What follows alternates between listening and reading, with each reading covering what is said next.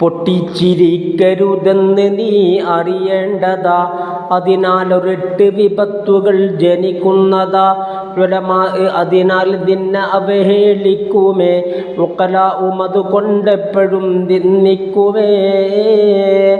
ജുഹാല് നിന്നെ കൊണ്ടുടൻ പന്താടും, അവർക്കെന്തിനും ധൈര്യം വരും നിന്നോടും. സുബ്ഹാന റബ്ബി ആലിമാ നീയെങ്കിലേ ഇൽമിന് നുഖ്സാൻ വന്നു എന്നാൽ നിന്നിലെ.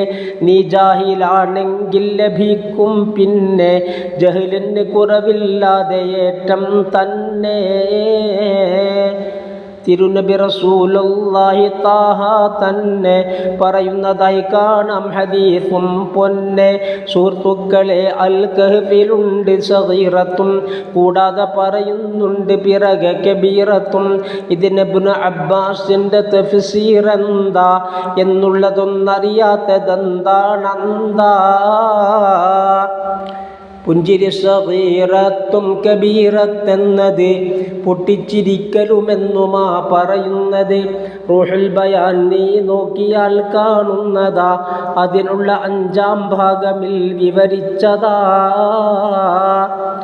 ഔസായി തങ്ങൾക്കും ഇതിൽ തഫ്സീറിതാ എന്നുള്ളതും തംബീഹതിൽ പറയുന്നതാ.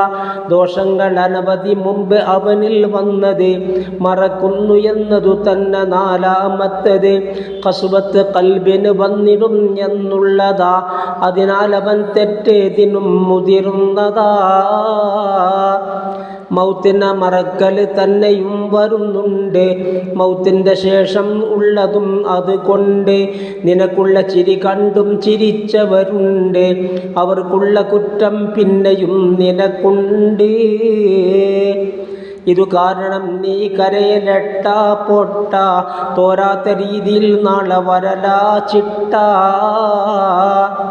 83-ാം ആയത്തിൽ നീ നോക്കിയത് സൂറത്ത് തൗബയിൽ റബ്ബുന പറയുന്നത്. തംബീഹിലുണ്ട് സകലതും കാണുന്നതാ, 68-ാം പേജ് അതിൽ നോക്കേണ്ടതാ.